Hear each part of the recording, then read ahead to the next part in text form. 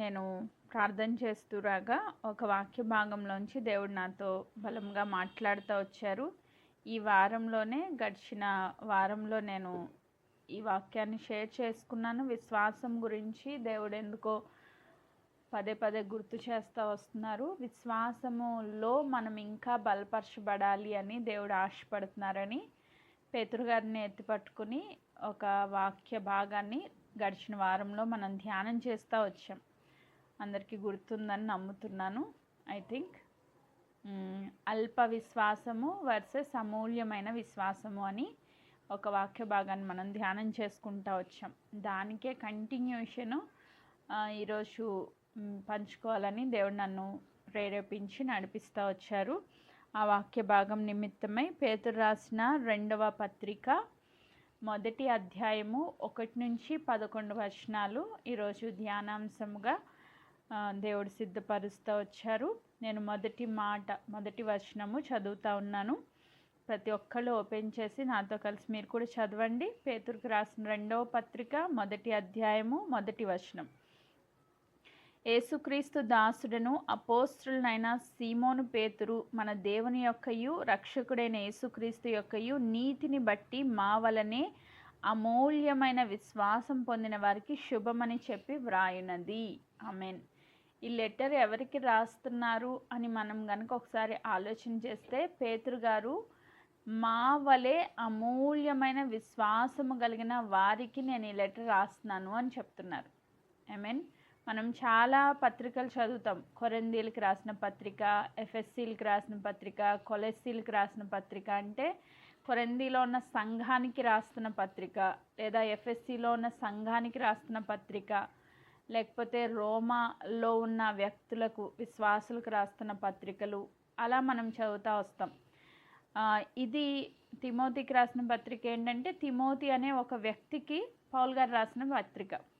కానీ ఇది ఎవరికి రాస్తున్నారు, ఈ పత్రిక ఎవరికి ఇవ్వబడింది అంటే అమూల్యమైన విశ్వాసము మా వలె పేతురు గారులో, అలాగే అపోస్తలైన 12 మందిలో దేవుడు ఎలాంటి విశ్వాసాన్ని చూశారో అలాంటి విశ్వాసం కలిగిన వ్యక్తులకు రాస్తూ ఉన్నారు. ముఖ్యమైనది, మూలమైనది విశ్వాసం అని మనం నేర్చుకున్నాం ఆల్రెడీ. విశ్వాసం లేకుండా దేవునికి ఇష్టడైనట్టు అసాధ్యము అని కూడా మనం ధ్యానం చేసుకున్నాం. ఇప్పుడు ఈ విశ్వాసము కలిగిన వ్యక్తులకి ఈ లెటర్ రాస్తున్నారు. ఏం రాస్తున్నారు అంటే విశ్వాసంతో ఆగిపోవడం కాదు, విశ్వాసంలోంచి అధిక విశ్వాసంలోనికి, ఇంకా అధిక విశ్వాసంలోనికి మనం ఎదగడానికి కొన్ని స్టెప్స్, కొన్ని పాయింట్స్ ఈ 11 వచనాల్లో మనం ధ్యానం చేయబోతా ఉన్నాం. ఒక వ్యక్తి పుట్టారనుకోండి, ఒక బేబీ పుట్టిన దినం మొదలుకొని నెల రోజులకి ఇంత వెయిట్ రావాలి అని మనం క్యాలిక్యులేషన్స్ ఉంటాయి. ఆ నెల రోజుల ఆ గ్రోత్ రాలేదనుకోండి, ఆ బిడ్డకి ఏదో హెల్త్ ఇష్యూ ఉంది అని అర్థం కదా. మనము డాక్టర్స్ దగ్గరికి వెళ్ళి ప్రతి నెల వెయిట్ చెక్ చేపిస్తూ ఉంటాం. ప్రతి నెల, ప్రతి సంవత్సరము గ్రోత్ పెరుగుతుందా లేదా అని హైట్, వెయిట్ని బట్టి చెక్ చేస్తూ ఉంటారు. అలాగే మన ఆత్మీయ స్థితిలో కూడా మనం ఎదుగుతూ ఉండాలి. మనం ఒక స్టేజ్కి వచ్చిన తర్వాత ఏమవుతుందంటే ఆత్మీయ స్థితి ఆగిపోతూ ఉంటుంది. దేవుని చిత్తం అది కాదు. మనము జీవితాంతం ఎదుగుతూనే ఉండాలి, మనము నేర్చుకుంటూనే ఉండాలి. వాక్యము, ఈ బైబిల్ ఎన్ని సంవత్సరాల నుంచి మీరు చదువుతున్నారో, ఎన్ని సంవత్సరాల నుంచి చదివినా ఈరోజు మరలా కొత్తగానే ఉంటుంది. కొత్తగా దేవుడు మాట్లాడుతూనే ఉంటారు. అంటే మనం ఆత్మీయంగా ఎదగాలి అని దేవుడి వాక్య భాగాలను సిద్ధపరిచి కొన్ని వేల సంవత్సరాల క్రితమే మన కొరకు రాయించి ఉంచారు. పరిశుద్ధాత్మ దేవుడు ప్రతి దినం మనతో మాట్లాడతారు. ఆ మాట్లాడిన మాటలను బట్టి మనం సరి చేసుకుంటూ, బలపరుచుకుంటూ, ఎదిగింప చేస్తూ ఆత్మీయంగా ఒక ఉన్నత స్థితికి, ఏంట ఉన్నత స్థితి, క్రీస్తుకు కలిగిన సమరూపము వచ్చేంత వరకు మనం ఎదుగుతూనే ఉండాలి. ఆమేన్. నీలో ఎప్పుడైతే యేసుక్రీస్తు ప్రభు స్వరూపంలోనికి నువ్వు మార్చబడతావో అది నీ డెడ్ ఎండ్ పాయింట్ అన్నమాట. విశ్వాసంలో క్రీస్తుకు సమరూపంలోనికి వచ్చారు అంటే ఆ పని ఫినిష్ అయింది. దేవుడు తీసుకెళ్ళిపోతారు, ఆయనతో కలిసి కూర్చుండబెట్టి ఆ రాజ్యంలోనికి తీసుకెళ్ళిపోతారు. ఈ మొదటి వచనం మొదలుకొని 11వ వచనం దగ్గరికి మనం ధ్యానం చేసేసరికి నిత్య రాజ్యంలో చేర్చబడే వాళ్ళకు ఉండవలసిన లక్షణాల గురించి రాయబడిందనమాట ఈ కాంటెక్స్ట్ అంతా. సో జిఎల్ఎం గ్రూప్ ఎలా ఉండాలని దేవుడు కోరుకుంటున్నారంటే నిత్య రాజ్య వారసులుగా ఉండాలని కోరుకుంటున్నారు. ఆమేన్. అలా నిత్య రాజ్య వారసులుగా ఉండాలంటే ఏ లక్షణాలు మనం కలిగి ఉండాలి, ఎలా మనం ఎదగాలి, ఎలా ఆత్మీయంగా బలపరచబడాలన్నది ఈరోజు వాక్యలేఖన భాగం. సో రెండో మాట నేను చదువుతున్నా, 2వ వచనం. తన మహిమను బట్టి గుణాతిశయమును బట్టి మనలను పిలిచిన వారిని గూర్చిన అనుభవ జ్ఞాన మూలముగా ఆయన దైవశక్తి జీవమునకు భక్తికి కావలసిన వాటన్నింటినీ మనకు దయచేయుచున్నందున దేవుని గూర్చినట్టియు మన ప్రభువైన యేసును గూర్చినట్టియునైన అనుభవ జ్ఞానము వలన మీకు కృపయు సమాధానము విస్తరించును గాక. ఆమేన్. పేతురు గారు ఒక జాలరి, కానీ ఈయన రాసే మాటలు చాలా హై ఎండ్ ఉంటాయి, అర్థం చేసుకోవడం చాలా కష్టం. అన్ని పత్రికల కన్నా టఫెస్ట్ పత్రిక ఏది అంటే పేతురు రాసిన పత్రిక. రెండు కూడా చాలా హై లాంగ్వేజ్లో ఉంటాయి. వాటిని మనం కొంచెం చాలా జాగ్రత్తగా ధ్యానం చేస్తే తప్ప అర్థం కాదు. మనకున్న టైం చాలా తక్కువ, ఇక్కడున్న పోర్షన్ చాలా ఎక్కువ. దేవుని చిత్తానుసారంగా మనం నేర్చుకుందాం. తన మహిమను బట్టి గుణాతిశయమును బట్టి మనలను పిలిచిన వారిని గూర్చిన అనుభవ జ్ఞానము మూలంగా ఆయన దైవశక్తి. ఇక్కడ ఏం చెప్తున్నారు? మనల్ని పిలుచుకున్నారంట. ఎందుకు పిలుచుకున్నారు అంటే ఆయన మహిమను బట్టి, ఆయన గుణాతిశయములను బట్టి దేవుడు మనలను తన మహిమ కొరకు పిలుచుకున్నారు. ఆమేన్. నీ పిలుపుకు మూలం ఏంటంటే దేవుని యొక్క మహిమ ఈ లోకంలో బయలుపరచబడాలి. ఇశ్రాయేల్ ప్రజలను దేవుడు ఎందుకు ఎన్నుకున్నారు, ఎందుకు పిలుచుకున్నారు అంటే ఆయన మహిమను బయలుపరచడానికి. ఇశ్రాయేల్ ప్రజలు ఎంపిక చేసుకోలేకపోతే ఆ ఎర్ర సముద్రం పాయలయ్యేది కాదు, దేవుని యొక్క మహిమ బయలుపరచబడేది కాదు కదా. మోషే గారిని దేవుడు ఎన్నుకున్నారు, పిలుచుకున్నారు, ఏర్పాటు చేసుకున్నారు, ఆయన పంపించారు, ఆయన ద్వారా 10 అద్భుతాలు జరిగించారు. తద్వారా దేవుని మహిమ ఆ ఐగుప్తు దేశం అంతటా ప్రకటించబడింది. సో ప్రతి ఒక్కరి ఎంపికలో దేవునికి మహిమ రావాలి, ఆయన గుణాతిశయములు ఈ లోకంలో ప్రచురించబడాలి అని దేవుడు మనల్ని పిలుచుకున్నారంట. ఆ పిలుచుకున్న వారిని గూర్చిన అనుభవ జ్ఞాన మూలముగా మనం ఎలా ఈ యొక్క దేవుని గురించిన ఆ జ్ఞానము తెలుసుకుంటాము అంటే అనుభవాల ద్వారా. ఈరోజు సాక్ష్యాలు వింటూ ఉన్నాం. ఇవన్నీ ఏంటి? వాళ్ళు అనుభవించి చెప్తున్న మాటలు, అంతే కదా. వాళ్ళు ఊరికినే కల్పించి చెప్పిన మాటలు కాదు. నా తండ్రికి స్వస్థత వచ్చింది, నా కూతురికి మంచిగా డబ్బులన్నీ భద్రపరచబడ్డాయి, మా కుమారుని తీసుకెళ్ళి జాయిన్ చేశాను, ఫీజు కట్టాను. ఇవన్నీ ఏం మాటలు? కల్పితాలు కాదు. వారు అనుభవించి దేవుని సన్నిధిలో దేవుని నామ మహిమార్థమే వాళ్ళు సాక్ష్యం ఇస్తూ ఉన్నారు. ఆమేన్. అనుభవించి సాక్ష్యం ఇస్తూ ఉన్నారు అంటే అనుభవ జ్ఞానము ద్వారా ఆయన దైవశక్తి జీవమునకు భక్తికి కావలసిన వాటన్నింటినీ మనకు దయచేయుచున్న. ఈ లోకంలో మనం జీవించాలి అంటే, జీవముతో కూడిన భక్తి చేయాలి అంటే మనకి ఏం అవసరం అంటే దైవశక్తి అవసరం. ఆమేన్.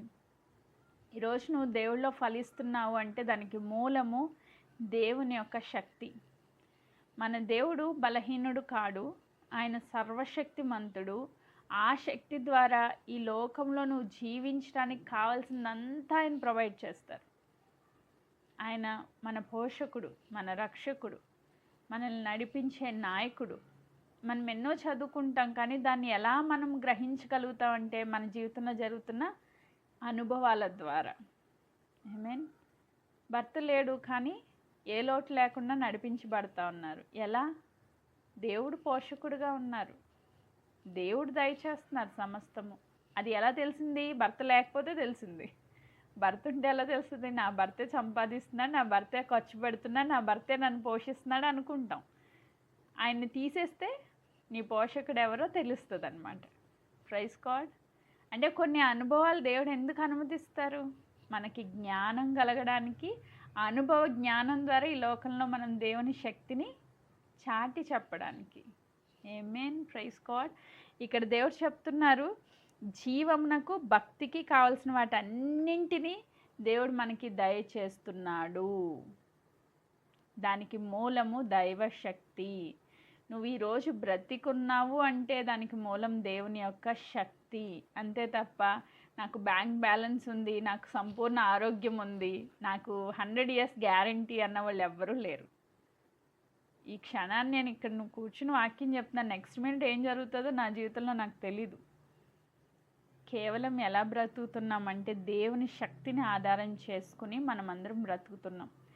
సో నీకు గ్యారంటీ, నీ లైఫ్ లాంగ్ నువ్వు దేవుడు ఎన్ని సంవత్సరాలు నీ జీవితంలో నిర్ణయించారు, అన్ని సంవత్సరాలు సంతోషంగా నువ్వు బ్రతకడానికి, జీవించడానికి, భక్తి చేయడానికి కావాల్సిన సమస్తాన్ని దేవుడు దయచేస్తున్నారంట. నువ్వేం కష్టపడి సంపాదించాల్సిన అవసరం లేదు, దేవుడు దయచేస్తున్నారు అని పేతురు గారు మనకి ఇక్కడ జ్ఞాపకం చేస్తూ దేవుని గూర్చినట్టు మన ప్రభువైన యేసుక్రీస్తుని గూర్చినట్టు అనుభవ జ్ఞానం వల్ల మీకు కృపా సమాధానము విస్తరించును గాక. కృపా సమాధానం, కృప ఎక్కడుంటే అక్కడ సమాధానం ఉంటుంది. మన దేవుడు ఎవరంటే కృపా సత్య సంపూర్ణుడు. ఎక్కడ దేవుని యొక్క ఆత్మ ఉంటే, ఎక్కడ పరిశుద్ధాత్ముడు ఉంటే, ఎక్కడ దేవుని సన్నిధి ఉంటే అక్కడ సమాధానం ఉంటుంది. గలిబిలి ఉన్న చోట దేవుని ఆత్మ పనిచేయదు. నీ జీవితంలో ఎలాంటి పరిస్థితి అయినా నువ్వు సమాధానంగా ఉంటున్నావు అంటే అది దేవుని కృప. అది ఏం చేయాలంట? విస్తరించాలంట. విస్తరించడం అంటే ఏంటి? నీలో దేవుడు ఉన్నారు, నీలో సమాధానం ఉంది, నువ్వు దేవుని కృప చేత బ్రతుకుతున్నావు, నీ చుట్టూ ఉన్న వాళ్ళు కూడా ఆ సమాధానాన్ని అనుభవించాలి. విస్తరించడం అంటే నీ ద్వారా అనేకులు విశ్రాంతిలో ప్రవేశించాలి. ఆమేన్. అంటే నేను సమాధానంగా ఉన్నాను కదా, నేను సంతోషంగా ఉన్నాను, చాలే పక్కనోడు ఎలా పోయినా నాకు సంబంధం లేదు, అలా కాదు. నువ్వు ఏదైతే కృపను అనుభవిస్తున్నావో, నువ్వు ఏదైతే సమాధానాన్ని అనుభవిస్తున్నావో అది ఇతరులకు ప్రకటించాలి. నీ ద్వారా అనేకులు ఆ సమాధానంను పొందుకోవాలి, తద్వారా అది విస్తరించాలి. ఆమేన్, ప్రైజ్ గాడ్. ఇక్కడ చాలా విషయాలు పేతురు గారు మనకి చెప్పేశారు ఈ ఒక్క వచనంలో. జాగ్రత్తగా పట్టుకోవాలి మనం. ఏం చెప్పారు? యేసుక్రీస్తు ప్రభు నిన్ను పిలుచుకున్నారు. ఎందుకు పిలుచుకున్నారు? ఆయన మహిమను, ఆయన గుణాతిశయాల్ని ఈ లోకంలో ప్రకటించడానికి దేవుడు నేను పిలుచుకున్నారు. పిలుచుకున్న దేవుడు నమ్మదగిన వాడు కదా. నీవు జీవించడానికి, నువ్వు భక్తి చేయడానికి కావాల్సిందంతా ఆయనే ప్రొవైడ్ చేస్తారు. ఎలా ప్రొవైడ్ చేస్తారు? ఆయన శక్తి ద్వారా. ఆయన శక్తి నీకు ఎలా వస్తుంది? నీలో పరిశుద్ధాత్మ దేవుడు నివసిస్తున్నప్పుడు ఆయన శక్తి నీలోంచి విడుదలవుతుంది. తద్వారా ఆయన కృప, ఆయన సమాధానం నువ్వు అనుభవిస్తావు. నువ్వే కాదు, నీతో పాటు నీ చుట్టూ ఉన్న ప్రజలు కూడా ఈ కృపను, సమాధానాన్ని అనుభవిస్తారు. తద్వారా అది విస్తరిస్తుంది. ఆమేన్. ఇది మన పిలుపు, మన జీవిత విధానమై ఉండాలి. Praise God. సో 4th verseలోకి వచ్చేసరికి 4వ వచనంలో పేతురు గారు చెప్తూ అంటారు, ఆ మహిమ గుణాతిశయములను బట్టి ఆయన మనకు అమూల్యమును అత్యధికములైన వాగ్దానములు అనుగ్రహించి ఉన్నాడు. ఆ మహిమ గుణాతిశయములు అంటే దేవుని మహిమ కొరకు, దేవుని యొక్క గుణలక్షణాలని లోకంలో ప్రకటించడానికి నీకు భరోసాగా ఏమివ్వబడింది అంటే ఆయన అత్యధికమైన అమూల్యమైన వాగ్దానాలు ఇవ్వబడ్డాయి. ఆమేన్. ఇప్పుడు చూడండి, నీకు ఒక 10 లక్షలు కావాలి. నీకు 10 లక్షలు కావాలి అంటే 10 లక్షలు ఉన్న వ్యక్తి డబ్బులు నా చేతిలో లేవు కానీ ఇదిగో బ్యాంక్ చెక్ నీకు ఇస్తున్నాను అంటే ఆ చెక్ తీసుకున్న నీవు సంతోషంగా ఉంటావా, బాధగా ఉంటావా? చెక్ నీ చేతిలోకి వచ్చేసింది, ఆయన దగ్గర డబ్బులు ఉన్నాయి, కాన్ఫిడెన్స్ ఉంది నీ దగ్గర. అప్పుడు ఎలా ఉంటుంది? నీకు సంతోషంగా ఉంటుంది. నువ్వు వెళ్ళి అది బ్యాంక్లో డ్రా చేసుకోవడమే లేట్. అంటే నీ దగ్గర డబ్బులు ఉన్నాయన్న కాన్ఫిడెన్స్ ఉంటుంది కదా, అప్పుడు నీకు సంతోషం ఉంటుంది. అలాగే దేవుడు మొత్తం డిపాజిట్ చేసేసి వాటిని ఆ వాగ్దాన రూపంలో మనకి ఇచ్చారంట. ఆ వాగ్దానం పట్టుకున్న వాడికి ఎలా ఉంటుంది? సంతోషంగా ఉంటుందా, బాధగా ఉంటుందా? సంతోషంగా ఉంటుంది. సో వాగ్దానం నువ్వు ఎప్పుడైతే గట్టిగా పట్టుకుంటావో, జారిపోకుండా పట్టుకుంటావో, స్థిరంగా దాన్ని నమ్ముతావో, అంటే చెక్ నీ చేతిలో ఉంది అని నమ్ముతావో, నువ్వు ఎప్పుడు బ్యాంక్కి వెళ్ళి ఆ చెక్ వేసుకుంటే ఆ చెక్ పాస్ అయిపోద్ది, డబ్బులు నీకు వచ్చేస్తే నీ అవసరతలు తీర్చబడతాయి. మీన్ ఎప్పుడైతే వాగ్దానాన్ని చేత పట్టుకుని నువ్వు వాగ్దానాన్ని నమ్మి వాగ్దానాన్ని స్వతంత్రించుకునే విశ్వాసాన్ని కలిగి ప్రార్థన చేస్తావో అప్పుడు అది పాస్ అయిపోద్ది. దేవుడు ఆల్రెడీ ఆమేన్ అనే ముద్ర వేసేశారు.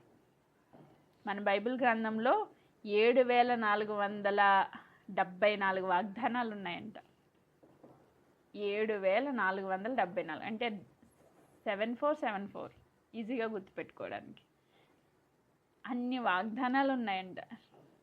ఆ వాగ్దానాలన్నీ ఎవరికి అంటే నీకు నాకు దేవుడిచ్చారు. నువ్వు ఏది నమ్మి స్వతంత్రించుకుంటే అది నీ జీవితంలో జరిగిపోద్ది అంతే. పొద్దున్న కిరణ్ లత సాక్ష్యం ఇచ్చారు. సిస్టర్ బేబీరాణి లాస్ట్ వీక్లో సాక్ష్యం చెప్తున్నప్పుడు ఆమె తల్లికి దేవుడిచ్చిన వాగ్దానం, అమ్మ నీ విశ్వాసం నిన్ను స్వస్థపరిచింది, నీ బాధ నివారణ అయింది, నువ్వు సమాధానం గలదానివై వెళ్ళుము అని తన సాక్ష్యం చెప్పినప్పుడు తిన విని దాన్ని ఎందు విశ్వాసం ఉంచి ఆ విశ్వాసము ద్వారా ఆ వాగ్దానాన్ని తిన జీవితంలో పొందుకుంది. తినకి స్వస్థత వచ్చేసింది.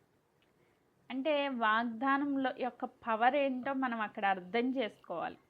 అందుకే చెప్తున్నాను ఈరోజు అద్భుతమైన సాక్ష్యాలు వచ్చినాయి. అంటే సాక్ష్యం వింటున్నప్పుడే తనలో విశ్వాసం పెరిగింది. ఆ విశ్వాసం ద్వారా దేవుడు కార్యం చేశారు. ఆ వాగ్దానాన్ని తను స్వతంత్రించుకుంది. చెక్ వచ్చింది, చెక్ యందు విశ్వాసం ఉంచింది, డ్రా అయిపోయింది, స్వస్థత వచ్చింది. ఆమేన్, ప్రైజ్ గాడ్. సో ఇప్పుడు వాగ్దానాలు ఎందుకు దేవుడు మనకి ఇచ్చారు, దానికి రీజన్ కూడా ఇక్కడ చెప్తున్నారు. వాగ్దానాలు ఎందుకు ఇచ్చారంట, దురాశ అనుసరించుట వలన లోకమందు భ్రష్టత్వమును ఈ వాగ్దానాల మూలంగా మీరు తప్పించుకొని దేవ స్వభావం నందు పాలివారగునట్లు వాటిని అనుగ్రహించెను. ఆమేన్. దురాశను అనుసరించుట వలన లోకమందున్న భ్రష్టత్వమును ఈ వాగ్దానాల మూలంగా మీరు తప్పించుకొని. ఎవరైతే వాగ్దానాల్ని నమ్ముతారో, వాగ్దానాల్ని స్వతంత్రించుకోవడానికి విశ్వాసం ఉంచుతారో వాళ్ళ జీవితాల్లో ఏముండదంటే భ్రష్టత్వం రాదు. ఈ లోకంలో మనకి శరీరంలో ఏమొస్తుందంటే ఆశలు పెరిగిపోతూ ఉంటాయి. శరీరం అంటేనే ఆశ. ఈ లోకంలో ఉన్నదంట శరీరాశ, నేత్రాశ, జీవపు డంబం. సో ఈ శరీరాశ ఎలా ఉంటుందంటే, ఆదాము అవ్వల్ని తీసుకుంటే ఏదైనా తోటలోకి వెళ్తే ఈ దేవుడు ఏం చెప్పారు, నువ్వు ఆ పండు తిను దినమున నిశ్చయంగా చచ్చిపోతావు అని దేవుడు చెప్పారు. ఆయన మాట ఏంటి, శాసనం. ఒకవేళ నువ్వు ఆ పండు తినకుండా ఉంటే నువ్వు దేవుని సన్నిధిలో సంతోషంగా ఉంటావు. అంతవరకు ఎలా ఉన్నావో అది నెక్స్ట్ అలానే ఉంటావు. దేవుడు చెప్పిన మాట యందు ఆమె లక్ష్యం ఉంచకుండా సాతాను వచ్చి ప్రేరేపించడం వల్ల ఈమెలో ఏమొచ్చిందంటే దురాశ వచ్చింది. ఆశ వేరు, దురాశ వేరు. ఆశపడాలి, ఆశపడిన ప్రాణాన్ని దేవుడు తృప్తిపరుస్తానన్నారు. దురాశ వేరు. దురాశ అంటే ఏంటి, దేవుని మాటకి వ్యతిరేకంగా వెళ్తే దురాశ. ఆశ అంటే ఏంటి, దేవుని వాగ్దానాలను నమ్మి దాన్ని స్వతంత్రించుకోవడానికి విశ్వాసం ఉంచితే అది ఆశ. నీకు స్వస్థత కలుగును గాక అని దేవుడు అన్నారు. దాన్ని నువ్వు నమ్మి విశ్వాసం ఉంచి స్వతంత్రించుకుంటే అది ఆశ. ఆశపడిన ప్రాణాన్ని దేవుడు తృప్తిపరిచారు. కానీ దురాశ అంటే ఏంటి, ఇప్పుడున్న పళంగా ఆ ఫ్రూట్ తినొద్దన్నారు దేవుడు, కానీ తినేయాలి. ఎందుకంటే నోట్లోంచి నీళ్ళు ఓరుతూ ఉన్నాయి. అది ఎలా ఉంటుంది, టేస్ట్ ఎలా ఉంటుంది, టేస్ట్ ఎలా చూడాలి. బిలాంకి దేవుడు చెప్తారు వెళ్ళొద్దు అని, కానీ వెళ్ళాలి. మళ్ళీ మళ్ళీ మళ్ళీ మళ్ళీ ప్రార్థన చేస్తున్నాడు. చిరాకు వచ్చింది దేవుడికి, వెళ్ళి అయితే అన్నారు. అంటే ఒకసారి దేవుడు వద్దు అని చెప్పినా కూడా మళ్ళీ మళ్ళీ మళ్ళీ మళ్ళీ అడుగుతాం. మనకు కూడా ఉంది ఈ హ్యాబిట్. దేవుడు వద్దని చెప్పారంటే అది ఫైనల్. లేదు ప్రభువా, ఇంకొకసారి ఆలోచించండి, ఇంకొకసారి నీ కృప చూపించండి, ఇంకొకసారి మీ కనికరం చూపించండి, ఈ ఒక్కసారికి అని మళ్ళీ మళ్ళీ మళ్ళీ అడుగు. ఎందుకు, అది మనలో దురాశ అన్నమాట. దేవుడు వద్దు అన్నారంటే ఫైనల్. కానీ మన దురాశ వలన మనం మరలా అడిగి దేవుని యొక్క కృపకు దూరం అయిపోతూ ఉన్నాం. ఆ దూరం అవ్వకుండా ముందే దేవుడు ఏం చేశారంటే వాగ్దానాలు ఇచ్చేశారంట. ఎప్పుడు దేవుని మాట యందు మనం లక్ష్యం ఉంచుతామో అప్పుడు ఈ దురాశలో పడం. ఇప్పుడు నిజంగా అవ్వ ఆ ఫ్రూట్ తినొద్దు అని దేవుడు చెప్పిన మాట విన్నదనుకోండి, ఆ పాపంలో పడిపోదునా, పడకుండా తప్పించబడుదును. కానీ నమ్మలేదు కదా, దేవుని మాట నమ్మలేదు, దేవుని వాగ్దానం మీద స్థిరంగా నిలబడలేదు. కాబట్టే దురాశలో పడిపోయింది. దురాశ గర్భాన్ని ధరించింది, పాపాన్ని కన్నది, దానివల్ల జీతం మరణాన్ని పొందుకుంది. సో ఈరోజు మనతో దేవుడు ఏం మాట్లాడుతున్నారు, నువ్వు ఏదైతే వాగ్దానాలను పొందుకున్నావో ఆ వాగ్దానాల మూలంగా మీరు ఈ భ్రష్టత్వంలో పడిపోకుండా తప్పించబడతారు. ఆమేన్. దేవుని వాగ్దానాలను నమ్మిన వాళ్ళు ఈ లోకపు భ్రష్టత్వంలో పడిపోరు, దురాశల్లో పడిపోరు, శరీరాశలో పడిపోరు, జీవపు డంబంలో పడిపోరు, నేత్రాశలో పడిపోరు. నువ్వు ఎప్పుడైతే వాగ్దానాలను గట్టిగా పట్టుకుంటావో ఆ వాగ్దానాల చేత నువ్వు తప్పించుకుంటావు. తప్పించబడ్డమే కాదు, దేవ స్వభావంలో పాలివారం అవుతాము, దైవిక స్వభావంలోనికి మనం వస్తాము. ఇప్పుడు నేను ఇందాక చెప్పాను కదా, దేవుని సమరూపంలోనికి రావడమే మన టార్గెట్. దేవుని యొక్క పోలికలు, దేవుని గుణలక్షణాలు మనలో సంపూర్ణం కావడమే మన టార్గెట్. ఆ టార్గెట్ రీచ్ అవ్వాలి అంటే దేవుని వాగ్దానాలని గట్టిగా పట్టుకోవాలి. దేవుడు వద్దు అంటే వద్దు, అవును అంటే అవును, అంతే. రెండోది మాట దుష్టుడి నుంచి వస్తుందంట. దేవుడు కాదు అన్న అవును అనేటట్లు ప్రార్థన చేయడం అది దుష్టుడి నుంచి వచ్చేది, ప్రేరణ దుష్టుడి నుంచి వచ్చేది. కాబట్టి ఈరోజు దేవుడు ఏం చెప్తున్నారు, మనకి విశ్వాసం ఉండాలి. ఎలాంటి విశ్వాసము? అమూల్యమైన విశ్వాసం ఉండాలి. మనల్ని పిలిచిన దేవుని యొక్క మహిమను, గుణాతిశయమును ఈ లోకంలో ప్రచురించడానికి దేవుడు మనల్ని ఎన్నుకున్న దేవుడు ఆయన శక్తిని బట్టి మనకి జీవాన్ని, భక్తిని, కావలసిన సమస్తాన్ని దయచేస్తూ ఉన్నారు. ఆమేన్. ఆ సమస్తాన్ని దయచేస్తున్న దేవుని అందు మనం విశ్వాసం ఉంచినప్పుడు ఆయన వాగ్దానాలు ఇచ్చారు. ఆ వాగ్దానాలు మనం చేత పట్టుకున్నప్పుడు ఈ లోకపు భ్రష్టత్వంలో పడిపోకుండా దేవుని స్వారూప్యంలోనికి మనం మార్చబడతాం. ఆమేన్. Praise God. చాలా వర్సెస్ నేను రాశాను కానీ వర్సెస్ చెప్పట్లేదు, ఎందుకంటే మనకి టైం లేదు. సో నేను కొంచెం ఫాస్ట్గానే వెళ్తున్నాను, మళ్ళీ రిపీట్ చేయడానికి అంత టైం లేదు. ఇంకా చాలా ఉంది మనం నేర్చుకోవాల్సింది, రైట్? అంత ఫాస్ట్గా వెళ్ళొద్దండి, కొంచెం కష్టంగా ఉంది కదా సబ్జెక్ట్. సో దేవుని చిత్తానుసారంగా మనము ఆయన పిలుపులోనికి వచ్చిన తర్వాత, ఆయన మాటలు పట్టుకున్న తర్వాత, ఆయన వాగ్దానాలు పట్టుకున్న తర్వాత ఈ లోకపు భ్రష్టత్వంలో పడిపోకుండా మనము క్రీస్తులో ఎదగడం స్టార్ట్ అయ్యిద్ది, గ్రోత్ స్టార్ట్ అయ్యిద్ది అనమాట. ఎవరైతే దేవునిలో విశ్వాసం ఉంచుతారో, ఆయన పిలుపుకు లోబడతారో, ఆయన మాటలు యందు నమ్మిక ఉంచి ఆ వాగ్దానాలు పట్టుకుంటారో అప్పుడు మన జీవితంలో ఆత్మీయంగా ఎదగడం స్టార్ట్ అయింది. ఆ ఎదగడంలో కొన్ని స్టెప్స్ ఉన్నాయి. ఏంటి ఆ స్టెప్స్? పేతురు గారు చాలా క్లియర్గా రాస్తూ వచ్చారు. 5వ వచనం, ఆ హేతువు చేతనే. ఏ హేతువు చేత? యేసు క్రీస్తు ప్రభు యొక్క స్వారూప్యంలోనికి మనం మార్చబడాలి అని, ఆ కారణం చేత క్రీస్తు రూపంలోనికి మార్చబడ్డానికి కావలసిన సుగుణాలు ఏంటి అన్నది ఇక్కడ మనకి రాస్తూ ఉన్నారు. మీ మట్టుకు మీరు పూర్ణ జాగ్రత్త గలవారై. అంటే మనం అనుకుంటాము యేసుక్రీస్తు ప్రభు నామందు విశ్వాసం ఉంచాము, అయిపోయింది, నేను రక్షణ పొందేశాను, బాప్తిసం తీసుకున్నాను, నాకు పరలోకానికి టికెట్ గ్యారంటీ, తర్వాత నేను ఎలా జీవించినా పర్లేదు. అది కాదు. ఇప్పుడు బిడ్డ భూమి మీద పుట్టిన తర్వాత నేను పుట్టేశాను కదా, నేను ఏం తినకపోయినా ఏం తాగకపోయినా నేను పెరిగిపోతాను అని అనుకుంటే చాలా ప్రమాదం. 2 రోజులు పాలు తాగకపోతే 3వ రోజు బిడ్డని ఐసీయూలో అడ్మిట్ చేయాలి కదా, అలాంటి పరిస్థితి వస్తుంది. అన్నం తినకపోతే బలహీనం అయిపోతారు, ఎదగరు, ఫలించరు, కావలసిన గ్రోత్ రాదు.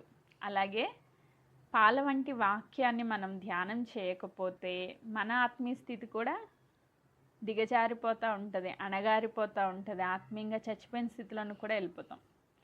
కాబట్టి మనం ఏం చేయాలంటే పూర్ణ జాగ్రత్త గలవారై. పూర్ణ అంటే కంప్లీట్. ఎప్పటికప్పుడు ఏ రోజుకి ఆ రోజున ఆత్మీయ స్థితి ఎలా ఉంది అని మనల్ని మనం చెక్ చేసుకోవాలి. అందుకే బల్లారాధన పెట్టినప్పుడు మనల్ని మనమే క్రాస్ చెక్ చేసుకుని ఎక్కడ పడిపోయాము, ఎక్కడ ఆగిపోయాము, ఎక్కడ ఎదగలేకపోతున్నాము, ఎక్కడ దిగజారిపోతున్నాము, మనల్ని మనమే క్రాస్ చెక్ చేసుకోవాలి, మనల్ని మనమే పరీక్షించుకోవాలి. అలా పరీక్షించుకుని జాగ్రత్త తీసుకుంటే తప్ప ఆత్మీయ స్థితిలో ఎదగలేము అని పేతురు గారు చెప్తున్నారు. చెప్తూ కొన్ని సుగుణాలు ఇక్కడ మనం కలిగి ఉండాలి అని మాట్లాడుతూ వస్తున్నారు. ఏంటి అంటే మనము విశ్వాసంలో ఎదగడానికి ఇవి స్టెప్స్ అన్నమాట. ఫస్ట్, మీ విశ్వాసం నందు సుగుణము. ఎవరికైతే అమూల్యమైన విశ్వాసం ఉంటుందో, విశ్వాసంతో ఆగిపోవద్దు. విశ్వాసం తర్వాత పైన ఉండవలసింది ఏంటి? విశ్వాసంలోకి వచ్చాము, దేవుణ్ణి నమ్మాము, వాగ్దానాలు గట్టిగా పట్టుకున్నాము, ఆశల్ని జయించుకుంటూ వస్తున్నాము. అయితే నెక్స్ట్ మనం చేయాల్సింది ఏంటంటే ఆ విశ్వాసం నందు, అంటే విశ్వాసంతో పాటు నెక్స్ట్ స్టెప్ ఏంటంటే సుగుణము. అంటే మనకు అర్థమయ్యే లాంగ్వేజ్లో పరిశుద్ధ జీవితము. సుగుణము అంటే మనకి ఆ వర్డ్ సద్గుణము అంటే అంత క్లియర్గా అర్థం కావట్లేదు. సద్గుణము మీన్స్ పరిశుద్ధ జీవితం. అంటే బైబిల్ స్టాండర్డ్స్లో దేవుని వాక్యానుసారంగా మనము ఎలా నడుచుకోవాలి, దేవుడు ఏం చెప్పారు? అబద్ధములాడొద్దన్నారు, ఎదుటి వాళ్ళ మీద కొండములు చెప్పొద్దన్నారు, కత్తిపోటు వంటి మాటలు మాట్లాడొద్దన్నారు, అందరినీ ప్రేమించమన్నారు, ఎవరిని మోసం చేయొద్దన్నారు. ఇలాంటి స్టెప్స్ ఉన్నాయి కదా మన ఆత్మీయ జీవితంలో, మన డైలీ లైఫ్ రెగ్యులర్గా మన జీవితంలో మనము ఫాలో అవ్వాల్సిన రూల్స్ కొన్ని ఉన్నాయి. వ్యభిచరించొద్దన్నారు, కపట ఆలోచనలు చేయొద్దన్నారు, దేవుని సన్నిధిలో ఎల్లప్పుడూ ప్రార్థనాపరులుగా ఉండమన్నారు, వాక్య ధ్యానం చేయమన్నారు. ఇవన్నీ మనం చేస్తున్నామా? బైబిల్ స్టాండర్డ్స్లో మన జీవితం ఉందా అన్నది చెక్ చేసుకోవాలి. అంటే విశ్వాసం ఉంటే సరిపోదు, విశ్వాసంతో పాటు పరిశుద్ధ జీవితం కూడా కావాలి. ఎఫ్ఎస్సి పత్రికలో అనుకుంటా, నేను పరిశుద్ధుడైనలాగా మీరు కూడా పరిశుద్ధులై ఉండుడి అంటారు. ఆయన పరిశుద్ధుడు, ఆయనతో పాటు మనం కూడా ఎలా ఉండాలి? పరిశుద్ధులుగా ఉండాలి. పరిశుద్ధత అంటే పాపం లేని జీవితం.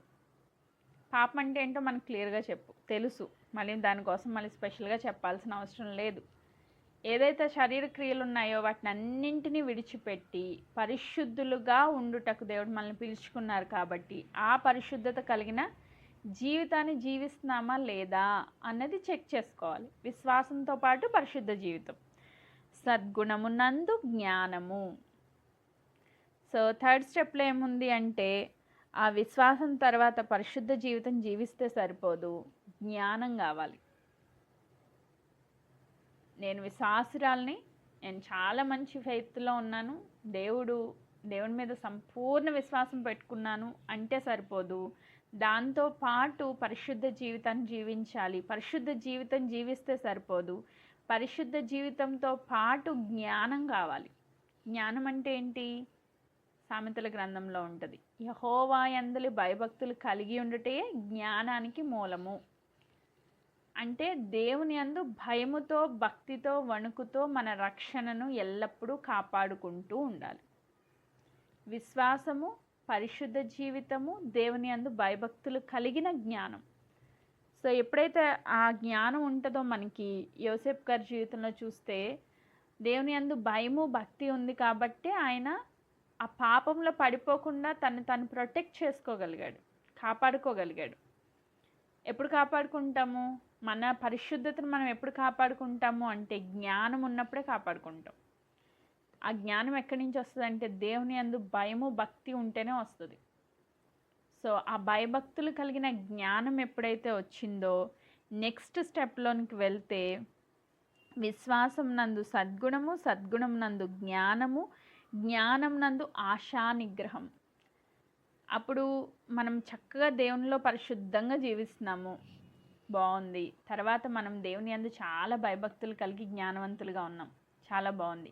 నెక్స్ట్ స్టేజ్ ఏంటంటే ఆశా నిగ్రహం.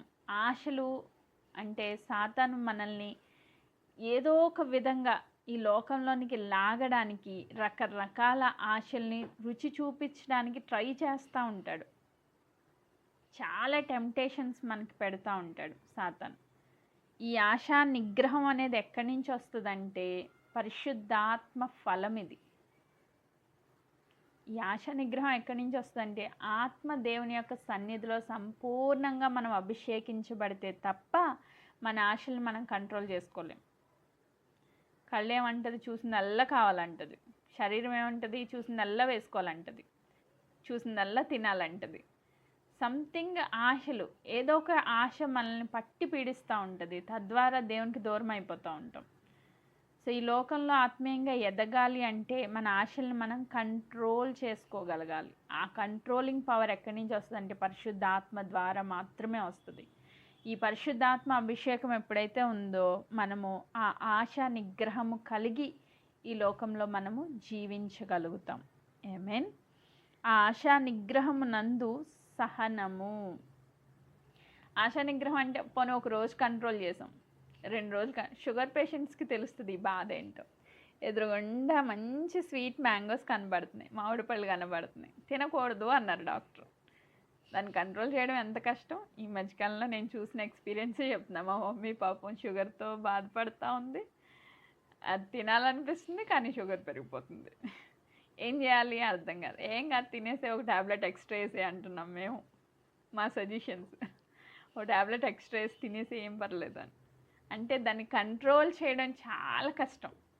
ఎదురుగుండా మామిడి పండు, ఇక్కడేమో షుగర్ వ్యాధి. ఎదురుగుండా అవ్వ జీవితంలో మంచి చెడులు ఫలమిచ్చు చెట్టు ఎలా కనబడుతుందో ఇప్పుడు షుగర్ వ్యాధిగ్రస్తులకి మామిడి పండు అలా కనబడుతుంది.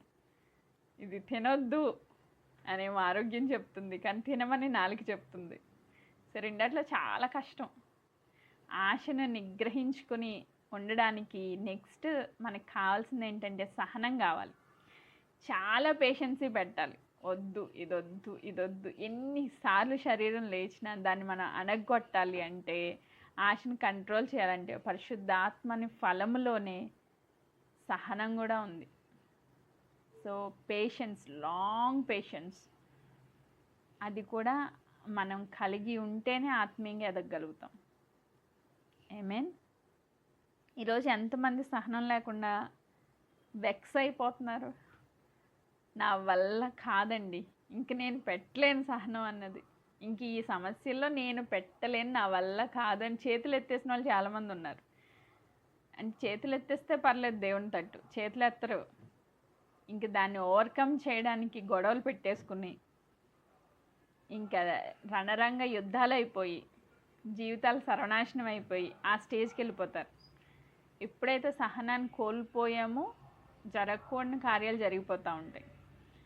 కాబట్టి దేవుడు వాక్యం చెప్తుంది, నువ్వు విశ్వాసం ఉంటే సరిపోదు, పరిశుద్ధ జీవితం ఉండాలి. పరిశుద్ధ జీవితం జీవిస్తే సరిపోదు, జ్ఞానం కలిగి పరిశుద్ధ జీవితాన్ని జీవించాలి. జ్ఞానం ఒకటి ఉంటే సరిపోదు, ఆశా నిగ్రహం ఉండాలి. ఆశా నిగ్రహం ఒకటి ఉంటే సరిపోదు, దానితో పాటు నీకు సహనం చాలా అవసరం. అది 1 రోజు, 2 రోజులు, 3 రోజులు కాదు, జీవితాంతం మనం ఆశను నిగ్రహించుకోవాలంటే చాలా పేషెన్సీ అవసరం, సహనం చాలా అవసరం, ఓర్పు చాలా అవసరం, దీర్ఘశాంతం చాలా అవసరం. సో ఆ సహనంతో పాటు ఆ సహనం నందు భక్తి. ఈ భక్తి గురించి మనం ఆలోచన చేస్తే ఈ సహనం చాలా ఉంది. ఇప్పుడు మన భక్తి ఎలా ఉండాలి అంటే క్రియలతో కూడిన భక్తి. యేసుక్రీస్తు ప్రభు నామందు విశ్వాసం ఉంచాం. ఆ విశ్వాసాన్ని మనం ఎలా చూపించాలి అంటే క్రియలతో కూడిన భక్తి ద్వారా చూపించాలి. నువ్వు భక్తి చేస్తున్నావు అంటే మీనింగ్ ఏంటంటే నిన్ను చూసి అనేకులు క్రీస్తు యొద్దకు రావాలి. అబ్రహాం గారు దేవుని వెంబడించారు. ఆయన ఒక్కడితోనే ఆగిపోయిందా విశ్వాసం? లేదు. ఆయన విశ్వాసులకు తండ్రిగా నిలబడ్డారు. ఆయన ఆ 25 years ఏదైతే సహనం పెట్టారో, ఓర్పు పెట్టారో, ఆయన దేవుని సన్నిధిలో నిందారహితగా నడుస్తూ వచ్చారో, ఆయన ద్వారా అనేకులు ఆ విశ్వాసంలో పాలుభాగస్తులయ్యారు. ఈ దినాన్ని మనం కూడా విశ్వాసులుగా, అబ్రహాము కుమారులుగా, కుమార్తెలుగా దేవుని సన్నిధిలో నిలబడ్డాం. అంటే నీ ద్వారా నీ భక్తిని చూసి నీ క్రియలు, ఆయన ఇస్సాకును బలిమ్మన్నప్పుడు క్రియలతో కూడిన విశ్వాసాన్ని చూపించాడు. ఆయన తీసుకెళ్ళిపోయారు, వెంటనే మోరియా పర్వతం మీద తీసుకెళ్ళిపోయి ఆయన క్రియ చూపించారు. దేవుని యందు ఎంత భక్తి ఉందో ఆయన నిరూపించుకున్నాడు. ఇస్సాకును ఆ బలిపీఠం మీద పడుకోబెట్టకపోతే ఆయన విశ్వాసం ఏంటో మనకు అర్థమయ్యేది కాదు. మాట వినడం, వెంబడించడం అదంతా రెండో విషయం. ఏదైతే ఆ ఫలాన్ని పొందుకున్నాడు అంత నిరీక్షణ కలిగి ఆ ఫలాన్ని ఒక్క నిమిషంలో వదిలేసుకోవడానికి ఆయన ఇష్టపడ్డాడు. అంటే క్రియలతో కూడిన భక్తి. ఈరోజు మనం చేస్తున్నామా? నీ జీవితంలో ఏదైతే బాగా ప్రేమిస్తున్నావో దాన్ని దేవుడు వదిలే అంటే వదిలేస్తావా? క్షణం మాత్రం ఆలోచించకుండా వదిలేస్తావా? అంటే అన్నింటికన్నా ఎక్కువగా దేవుడిని నువ్వు ప్రేమిస్తున్నావా? అది భక్తి. మామూలు భక్తి కాదు ఇది, అల్టిమేట్. నీ ప్రాణం కన్నా ఎక్కువగా దేవుని ప్రేమిస్తే తప్ప ఈ భక్తిని మనం చేయలేం. ఆ క్రియలతో కూడిన ఆ భక్తి కలిగి నెక్స్ట్ స్టెప్ ఏంటంట, భక్తి యందు సహోదర ప్రేమ. రోమాలో చెప్తారు, ఒకని యందు ఒకడు సహోదర ప్రేమ కలిగి ఉండండి, ఒకని శ్రమల్లో ఇంకొకరు పాలిభాగస్తులు అవ్వండి, ఒకరికొకరికి ఒకరు విజ్ఞాపన చేయండి. సో మన గ్రూప్కున్న ఒక గొప్ప బ్యూటీ ఏంటంటే, ఈ గ్రూప్లోకి వచ్చిన ప్రతి ఒక్కళ్ళు ప్రార్థనలో సహోదర ప్రేమలో పెంపారుతూ ఉన్నారు. దాన్ని బట్టి దేవునికి మహిమ కలుగును గాక. దీన్ని ఏమంటారంటే ఫిలదెల్ఫియా, లవ్ ఆఫ్ ఫిలదెల్ఫియా అంటే సహోదర ప్రేమ. సో ఆ ఫిలదెల్ఫియా లవ్ ఎవరిలో అయితే ఉంటుందో ఎదుటివాడి బాధ నా బాధ అన్నట్టు ఏడుస్తూ ఉంటారనమాట. ఎదుటి వాళ్ళ బాధలో ఉన్నా కూడా వాడి బాధ నా బాధ ఏం కాదులే అన్నట్టుంటే అది సహోదర ప్రేమ కాదు. అంటే నీ గ్రూప్లో ఒకరికి ప్రాబ్లం వచ్చింది, ఒకరు బాధలో ఉన్నారు, ఒకరు కష్టంలో ఉన్నారు, వెంటనే ఆ గ్రూప్ వాళ్ళందరూ కలిసి వాళ్ళ కోసం విజ్ఞాపన చేయడం. ఎందుకు? వాళ్ళు బాధలో ఉన్నారు, వాళ్ళు కష్టంలో ఉన్నారు, వాళ్ళు బయటికి రావాలి. వాళ్ళు బయటకు వస్తే మనం బయటకు వచ్చినట్టు. అంత ప్రేమ ఎక్కడి నుంచి వస్తుంది? దేవుని యొద్ద నుంచి వస్తుంది, పరిశుద్ధాత్మ నుంచి వస్తుంది. సో నిన్ను వలే నీ పొరుగువాన్ని ప్రేమించు. ఇది ఎవరి ప్రేమ అంటే సహోదర ప్రేమ. సహోదర ప్రేమ అంటే విశ్వాసుల మధ్యలో ఉండే ప్రేమ. అవుట్ సైడ్ వాళ్ళ దగ్గర అంత ప్రేమ పెట్టలేం. నేను చాలాసార్లు చెప్తాం, గ్రూప్కి కంటిన్యూస్గా రండి, అప్పుడే మీ గురించి మేము భారంగా ప్రార్థన చేయాలి. ఎందుకు భారం వస్తుంది? సహవాసంలోనే ఆ భారం ఉంటుంది. నువ్వు అప్పుడప్పుడు కనిపిస్తే నీ గురించి ఒక భారం రాదు. నీ గురించి ఏడవలేం, కన్నీరు కార్చలేం, ప్రార్థన చేయలేం. నువ్వు ఎప్పుడైనా ఒక్కొక్కసారి అట్లా కనిపించి అట్లా వెళ్ళిపోతే ఆమె సహోదరిలా కనిపించదు, అనురాలుగానే ఉంటుంది.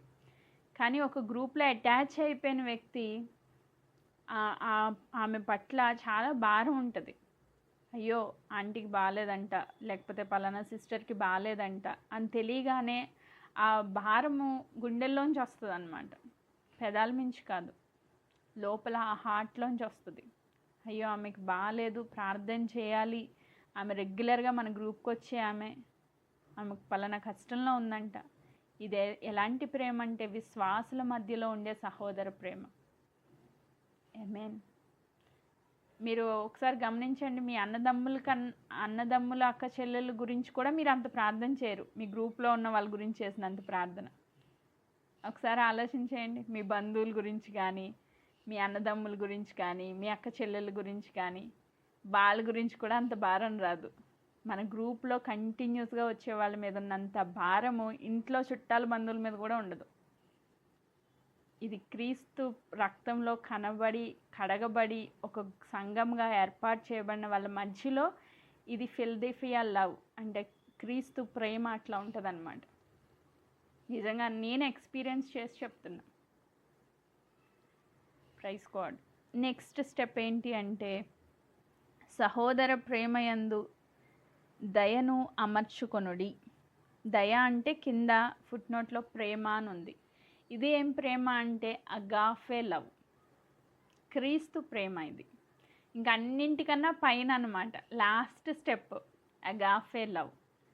ఈ అగాఫే లవ్ దగ్గరికి వచ్చాము అంటే, అగాఫే ప్రేమ దగ్గరికి మనం వచ్చాము అంటే మనం క్రీస్తు స్వారూప్యంలోనికి వచ్చేసినట్టు అనమాట. ఆమేన్. ఈ స్టెప్స్ ఒక్కొక్కటి అమర్చుకుంటూ ఎదుగుతూ ఫలిస్తూ మనం క్రీస్తు స్వారూప్యంలోనికి రావడానికి ఈ స్టెప్స్ అన్నీ పేతురు గారు రాసుకుంటా వచ్చారు. ఆమేన్. మరొకసారి చెప్తున్నా, నీకు దేవుని యందు విశ్వాసం ఉంది, విశ్వాసముతో పాటు పరిశుద్ధ జీవితాన్ని మనము కలిగి ఉండాలి. పరిశుద్ధ జీవితంతో పాటు యెహోవా యందు భయభక్తులు కలిగిన జ్ఞానాన్ని కలిగి ఉండాలి. ఆ జ్ఞానముతో పాటు మనకొచ్చే ఈ లోకపు టెంప్టేషన్స్ని జయించడానికి పరిశుద్ధాత్మ ద్వారా ఆశా నిగ్రహాన్ని కలిగి ఉండాలి. ఆశా నిగ్రహముతో పాటు మనం సహనాన్ని కలిగి ఉండాలి. సహనముతో పాటు క్రియలతో కూడిన భక్తి మనం చూపించాలి. ఆ భక్తితో పాటు సహోదర ప్రేమతో పాటు దైవిక ప్రేమ, క్రీస్తు ప్రేమ, అగాఫే ప్రేమ మనము కలిగి ఉన్నప్పుడు ఆత్మీయ జీవితంలో ఎదుగుతూ ఉంటాం. ఇవన్నీ స్టెప్స్ ఆత్మీయంగా ఎదగడానికి, ఫలింపులోనికి రావడానికి ఇవన్నీ స్టెప్స్ అన్నమాట. సో ఇట్లా ఎదుగుతూ ఉన్నప్పుడు ఏం జరుగుతుందంట, ఇవన్నీ ఏం చేయమంటున్నారంటే అమర్చుకొనుడి. అమర్చుకోవడం అంటే సరిగ్గా ఇప్పుడు డైనింగ్ టేబుల్ మీద ప్లేట్స్ అన్ని సరిగ్గా అమర్చండి అంటారు. అంటే ఏ ప్లేస్లో దాన్ని పెట్టండి అని, అంతే కదా. భోజనానికి కూర్చోవాలంటే ముందు అన్నీ క్లియర్గా అమర్చండి అంటాం. రైస్ అన్నీ తెచ్చుకుని అక్కడ అమర్చుకుంటే కూర్చుని చక్కగా భోజనం చేయగలం. అమర్చడం అంటే ఏ ప్లేస్లో ఏది ఉండాలో అది కరెక్ట్గా పెట్టడం అన్నమాట. నీ జీవితంలో ఆత్మీయంగా ఎదగాలి అంటే ఈ క్వాలిటీస్ అన్నీ ఎక్కడెక్కడ నువ్వు చూపించాలో అక్కడక్కడ అమర్చుకోవాలి. ఇప్పుడు నీ దగ్గరికి ఎవరైనా విశ్వాసులు వచ్చారనుకోండి, వాళ్ళతో నువ్వు సహోదర ప్రేమ చూపించాలి. అది ఆ ప్లేస్లో కలిగి ఉండాలి. ఏమేన్ నీకు ఏదైనా పాపం కనిపిస్తుంది, నీ శరీరం ప్రేరేపిస్తుంది, నువ్వు చూడు, నువ్వు వెళ్ళు, నువ్వు చెయ్యి అంటుంది. ఆ టైంలో నువ్వు అక్కడ ఆశా నిగ్రహాన్ని కలిగి ఉండాలి. ఆ ప్లేస్లో దాన్ని అమర్చుకోవాలి. మీన్ నెక్స్ట్ నీకేదో కార్యం జరగట్లా, కానీ దేవుడు వాగ్దానం ఇచ్చారు చేస్తానని, అప్పుడు నువ్వు ఆ ప్లేస్లో విశ్వాసాన్ని కలిగి ఉండాలి. అంటే నీ జీవితంలో డైలీ లైఫ్లో ఏ టైంలో ఎక్కడ ఏది చేయాలో దాన్ని అమర్చుకోమని పేతురు గారు చెప్తున్నారు. ఈ క్వాలిటీస్ అన్నీ మనం అమర్చుకోవాలి, మన లైఫ్లో అమర్చుకుంటా వెళ్ళాలి. ఏ ప్లేస్లో ఏ టైంలో ఏది యూజ్ చేయాలో పరిశుద్ధాత్మ దేవుని ప్రేరణలో మనం అమర్చుకుంటా వెళ్ళాలి. అప్పుడు మనము ఏం చేయబడతాము అంటే 8వ వచనం, ఇవి మీకు కలిగి విస్తరించిన ఎడల అవి మన ప్రభువైన యేసుక్రీస్తును గూర్చిన అనుభవ జ్ఞానం విషయంలో మిమ్మును సోమరులైనను నిష్ఫలులైనను కాకుండా చేయును. ఆమేన్. Praise God. ఇవి అంటే పైన చెప్పబడిన ఈ లక్షణాలన్నీ గనక మనం కలిగి ఉంటే, కలిగి విస్తరించిన ఎడల, కలిగి విస్తరించాలి. విస్తరించడం అంటే ఇందాక చెప్పాను కదా, మనలో ఉండిపోవడం కాదు, మన చుట్టూ వాళ్ళకు కూడా పంచి ఇచ్చే స్థితిలోని గనక మనం వెళ్తే, మన ప్రభువైన యేసుక్రీస్తును కూర్చిన అనుభవ జ్ఞానం విషయంలో మనం ఏం చేయమంట, సోమరులుగా నిష్ఫలులుగా ఉండమంట. అంటే ఆత్మీయంగా అనుభవ జ్ఞానం విషయంలో అనుభవించి జ్ఞానం తెచ్చుకోవడం విషయంలో ఎదుగుతాం, ఫలిస్తాం. ఆమేన్. కొన్ని రోజులు అయిపోయాక ఆత్మీయ జీవితంలో ఎలా ఉంటుందంటే సోమరితనం వచ్చేస్తుంది, బద్ధకం వచ్చేస్తుంది. ఆ రోజు చేసిన ప్రేయర్ ఏం చేస్తాంలే, చదివిన వాక్యం ఏం చదువుతాంలే, చెప్పిన మాటలే ఏం చెప్తాంలే. అంటే ఒక టైప్ ఆఫ్ బద్ధకం అనేది, సోమరితనం అనేది దుష్టుడు ప్రవేశపెడతా ఉంటాడు. మనం ఎప్పుడైతే ఈ స్టెప్స్ అన్నీ మన జీవితంలో కలిగి ఉంటామో, మనం అమర్చుకుంటామో, విస్తరిస్తామో, ఫలిస్తాము. అప్పుడు ఆ జీవితం ఫలభరితంగా ఉంటుంది. ఒకవేళ నేను రక్షించబడ్డానండి కానీ ఇవేమి నా జీవితంలో లేవు అంటే నువ్వు నిష్ఫలుడవు. నీలో ఏ ఫలము దేవునికి దొరకదు. దేవుడు వచ్చి ఒకరోజు చెక్ చేస్తారు మనల్ని. మనం చేసిన పని అంట ఆయన అగ్ని చేత కాల్చి పరీక్షిస్తారు. అది వెలగల రాళ్ళతో కట్టారా, గడ్డితో కట్టారా, కొయ్యకాలతో కట్టారా, వీళ్ళు ఏ పనులు చేశారు, అసలు వీళ్ళు ఎలా ఉన్నారో అనేది ఒకరోజు టెస్టింగ్ జరిగిద్ది మనకి. ఆ టెస్టింగ్ జరిగినప్పుడు మనం అక్కడ కాలిపోకుండా, బూడిదైపోకుండా నిలవబడి ఉండాలి అంటే ఈ లక్షణాలన్నీ మనలో ఉండాలి. లేదండి ఇవన్నీ నాకు అవసరం లేదు, జస్ట్ యెహోవా యందు విశ్వాసం ఉంచాను, నేను రక్షణ పొందాను, నేను పరలోకానికి వెళ్ళిపోతానంటే నువ్వు ఏదో ఒక మూల సెటిల్ అవ్వాలి పరలోకంలో, అంతే. నీకే ఘనత, మెప్పు, మహిమ దేవుని నుంచి రాదు. మనకి ఈ కాంటెక్స్ట్ అర్థం అవ్వాలి అంటే మనకందరికీ బాగా సుపరిచితం. మత్తయి సువార్తలో ఒక భాగం ఉంది కదా, తలాంతుల ఉపమానం. ఆయన తలాంతులు ఇచ్చి దూరదేశానికి వెళ్ళి వచ్చినప్పుడు ఆయన ఏం చెప్పాడంటే 25వ అధ్యాయం మత్తయి సువార్తలో, మనందరికీ తెలిసిందే కాబట్టి నేను జస్ట్ ఒక మాట చదువుతాను. 21. అతని యజమానుడు, బలా నమ్మకమైన మంచి దాసుడా, నువ్వు కొంచెంలో నమ్మకంగా ఉంటివి నిన్ను అనేకమైన వాటి మీద నియమించదనని నీ యజమాని సంతోషంలో పాల్పొందమని అతనితో చెప్పాను. కొంచెం వానిలో నమ్మకంగా ఉండేవానికి బలా నమ్మకమైన మంచి దాసుడా అన్నారంట దేవుడు. ఇవన్నింటిలో ఇప్పుడు దేవుడు మనకి ఇన్ని విషయాలు చెప్పారు కదా, వీటిలో నమ్మకంగా లేకపోతే మనల్ని ఏమంటారు? ఇట్ల విషయాల్లో మనల్ని ఏమంటారు అంటే, ఇన్ని విషయాలు చెప్పి ఇవన్నీ నువ్వు చేయాలమ్మా అని చెప్పిన తర్వాత నాకు ఏం చేయను ప్రభువా, నేను జస్ట్ నేను నమ్మాను చాలు, ఇంక ఇంతకన్నా నేను ఈ ఆశా నిగ్రహము, ఈ సహనము, ఈ ఓర్పులు, ఈ యొక్క సహోదర ప్రేమ, దైవిక ప్రేమ అంటే ఏంటి? శత్రువులను కూడా క్షమించే ప్రేమ. ఆ శత్రువులను క్షమించే ప్రేమ, ఇవన్నీ నాకు వద్దు ప్రభువా అని అంటే అప్పుడు దేవుడు ఏమంటారంట? 23వ వచనం, 24. తర్వాత ఒక తలాంతు తీసుకున్నవాడు వచ్చి, అయ్యా, నువ్వు విత్తని చోట కోయవాడువని, చల్లని చోట పంట కూర్చుకొనివాడువనైనా కఠినుడు అని నేను ఎరుగుదును గనుక నేను భయపడి వెళ్ళి నీ తలాంతును భూమిలో దాచిపెట్టి తిని, ఇదిగో నీది నువ్వు తీసుకొనమని చెప్పాను. అందుకు అతని యజమానుడు వాడిని చూసి, సోమరివైన చెడ్డ దాసుడా. ఆయనకి ఇచ్చిన బహుమానం అంటే ఆయన్ని సంబోధించిన విధానం చూడండి. డబల్ చేసిన వాళ్ళేమో బలా నమ్మకమైన మంచి దాసుడా అంటే, ఈ వ్యక్తిని దేవుడు ఏమంటున్నారు? సోమరివైన చెడ్డ దాసుడా అంటున్నారు. సోమరి, ఈ సోమరితనం ఎప్పుడు వస్తుంది? దేవుడు ఇచ్చిన దాన్ని మనము ఫలభరితంగా చేయకుండా భూమిలో పాతి పెడితే.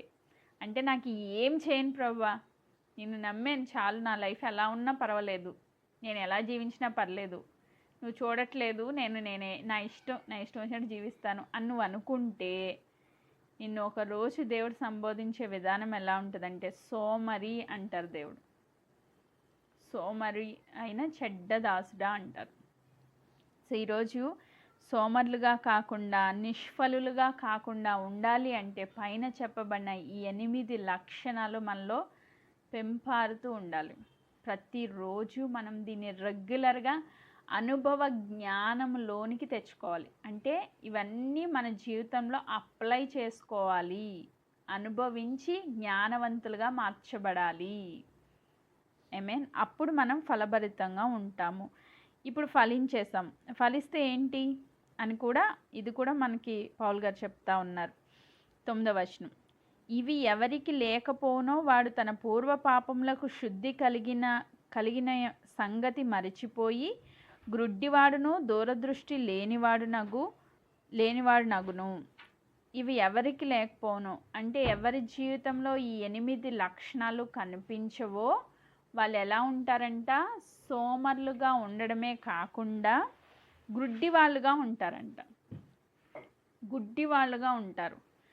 ఏ విషయంలో గుడ్డిగా ఉంటారు? తన పూర్వ పాపముల విషయమై శుద్ధి కలిగింది అంటే దేవుడు నన్ను ఆల్రెడీ క్షమించారు, నా పాపాలన్నీ క్షమించబడ్డాయి అని మర్చిపోయి దూరదృష్టి లేనివారుగా, అంటే నెక్స్ట్ దేవుడు మరలా వస్తారు, ఇప్పుడు రక్షణ పొందిన తర్వాత నుంచి నేను ఈ కార్యాలు చేయకపోతే దేవుడు నన్ను లెక్క అడుగుతారు అనే దూరదృష్టి లేకుండా గ్రుడ్డివాడుగా, సోమరిగా, ఈ లోకంలో నిష్ఫలుడుగా జీవిస్తాడనమాట. ఒకరోజు దేవుడు వస్తారు, ఇంతవరకు అంటే రక్షించబడే ముందు వరకు మనం చేసిన పాపాలకి ఆల్రెడీ శిక్ష దేవుడు అనుభవించారు, క్షమించేశారు, అయిపోయింది, అది క్లోజ్ అయిపోయింది ఆ అకౌంట్. కానీ ఎప్పటి నుంచి స్టార్ట్ అయింది అకౌంట్? మనం రక్షణ పొందిన తర్వాత మనం ఏం చేస్తున్నాం అన్నది దేవుడు మరలా లెక్క చూస్తున్నారు. ఆ లెక్క చూసి ఒకరోజు ఏం చేస్తారు? దానికి ఒక తీర్పు అనేది మనకుంది. అదేం తీర్పు? న్యాయసింహాసనపు తీర్పు. ఆ తీర్పులో మనము నిలవబడవలసిన వారంగా ఉన్నాం. అప్పుడు దేవుడు మనల్ని లెక్క అడుగుతారు. ఈ లెక్క అడుగుతారనే దూరదృష్టి లేనివాడు ఎలా ఉంటాడంటే గుడ్డివాడిగా, నిష్ఫలుడిగా, సోమరిగా ఉంటాడు. ఏమేన్. సో ఇలా ఉంటారు అని చెప్తూ పేతురు గారు ఇంకా ముందుకు వెళ్తే, అందువలన సహోదరులారా మీ పిలుపును ఏర్పాటును నిశ్చయం చేసుకొనుటకు మరి జాగ్రత్త పడుడి. నీ పిలుపేంటి, నీ ఏర్పాటేంటి, దేవుడు నిన్ను ఎందుకు పిలుచుకున్నారు, ఏ తలాంతు దేవుడు నీకు ఇచ్చారు, ఎలా వాడుకోవాలనుకుంటున్నారు, నీ పిలుపేంటి, నీ ఏర్పాటేంటి, నువ్వు నిశ్చయించుకో. నువ్వు జాగ్రత్త కలిగి ఉండు. నువ్వు నిష్ఫలుడిగా ఉండొద్దు, నువ్వు గుడ్డివాడిగా ఉండొద్దు అని పేతురు గారు చెప్తూ ఇంకా ఫైనల్గా కన్క్లూడ్ చేస్తూ 11వ వచనం, మీరిట్టి క్రియలు చేయవారైతే ఎప్పుడూ త్రొట్రిల్లరు.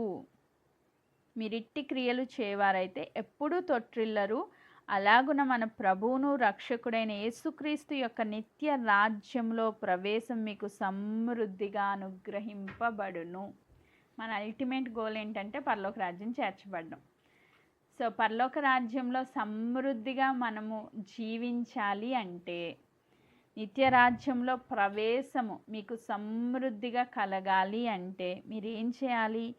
పైన చెప్పిన అన్ని సద్గుణాలు కలిగి మన ప్రభువును రక్షకుడైన యేసుక్రీస్తు యొక్క నిత్య రాజ్యంలో సంపూర్ణులుగా ప్రవేశించాలి.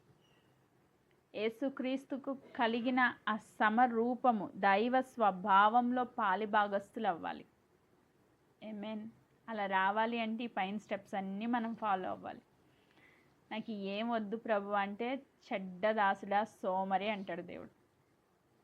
అలా అనిపించుకోవడం కాదు మనం ఇక్కడ భక్తి చేస్తూ ఉన్నది. సో ఈరోజు ఈ వాక్య ధ్యానాన్ని మళ్ళీ ఒకసారి మీరు చదవండి, మళ్ళీ మీరు ధ్యానం చేయండి. దేవుడు ఇంకా మీతో మాట్లాడతారు.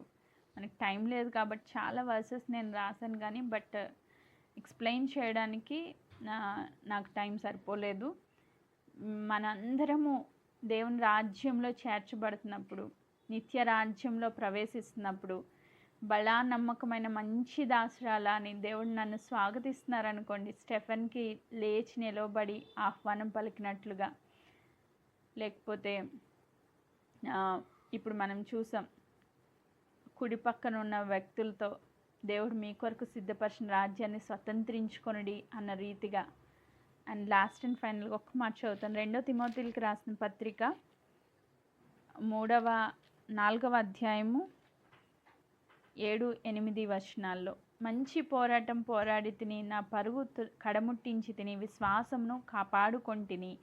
ఇక మీదట నా కొరకు నీతి కిరీటం ఉంచబడి ఉన్నది. ఆ దినమందు నీతి గల న్యాయాధిపతి అయిన ప్రభు అది నాకు మాత్రమే కాకుండా తన ప్రత్యక్షతను అపేక్షించి వారందరికీ అనుగ్రహించును.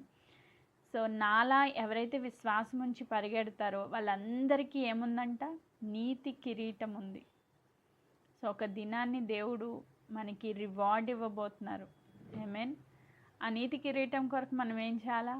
పరుగు పెట్టాలి, ఆగిపోకూడదు, సాగిపోవాలి. ఎలా సాగిపోవాలా? ఇప్పుడు చెప్పబడిన అన్ని లక్షణాలు కలిగి మన జీవితంలో దైవ స్వభావంలో పాలిభాగస్తులై నిత్యరాజ్య వారసత్వంలోనికి వెళ్ళేంత వరకు ఈ లోకంలో మనం సాగిపోవాలి. ఆమేన్. విశ్వాసంతో సరిపోదు. విశ్వాసం తర్వాత ఈ లక్షణాలన్నీ సంపూర్ణంగా మనం కలిగి అగాఫే ప్రేమలో మనం ముగించాలి. ఆమేన్. అట్టి కృపను ఇక్కడున్న ప్రతి బిడ్డకి దేవుడు అనుగ్రహించును గాక. దేవుడి వాక్య భాగంను దీవించును గాక. ఆమేన్.